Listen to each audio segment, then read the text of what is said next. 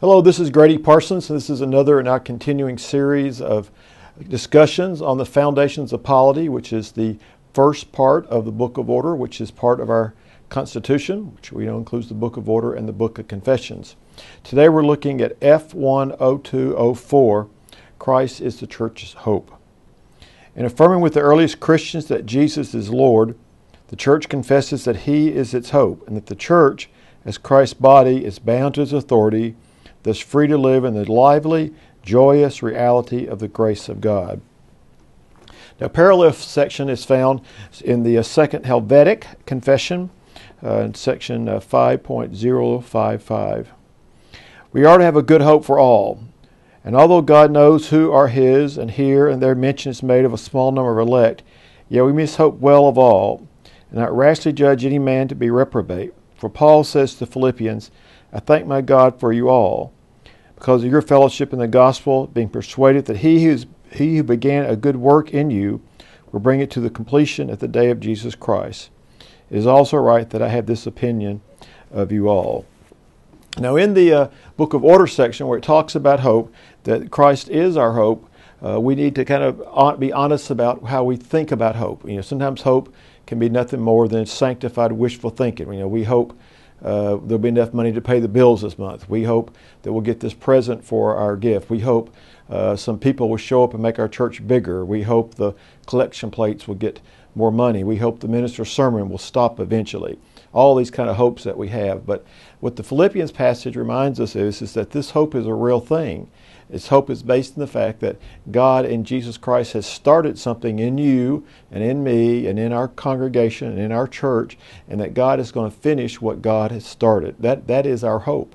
That is our surefire hope. Not the hope that we have a strategic plan that's going to get us there, not the hope that we have enough endowments that are going to get us there, not the hope that enough people are going to join the church and make it possible for us to be big and live a long time and going to get us to wherever we think we need to get to. But our hope is fundamentally founded in the fact that what God starts, God finishes. God scores 100% on that. God begins a project, He's going to end a project. That's what Paul was telling the Philippians. It's reflected in the Helvetic passage, and that's what God is telling us and reminding us, and that's what we claim when we say that Christ is the church's hope. It's not about our fame, it's not our traditions, it's not our heritage, it's not all those things, it's not our accomplishments, but fundamentally is what Christ has promised us, that Christ is our hope. And because of that hope, this part of the Book of Order goes on to say that we're free to live in the lively, joyous reality of the grace of God. The lively, joyous reality of the grace of God. So here's the question I have for you this week. Is your hope helping you live a lively, joyous, graceful life in your church? Or is your hope just a denial of certain challenges that you face and you hope they'll all go away?